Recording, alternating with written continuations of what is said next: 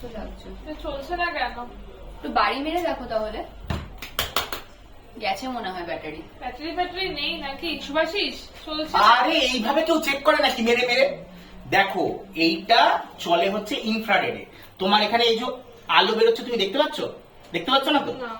এবার দেখো এইখানে আমি ক্যামেরার মধ্যে যখন মারবো একটা আলো দেখা যাচ্ছে।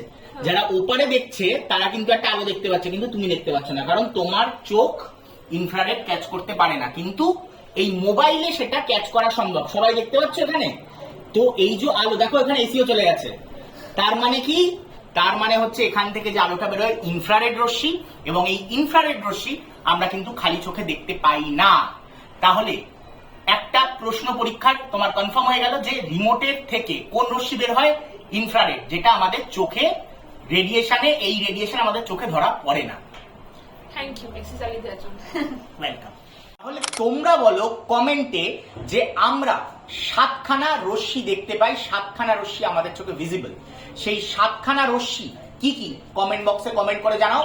ফুল নামও লিখতে পারো, শর্ট নামও লিখতে পারো। তো অবশ্যই কমেন্টে অ্যান্সার চাই।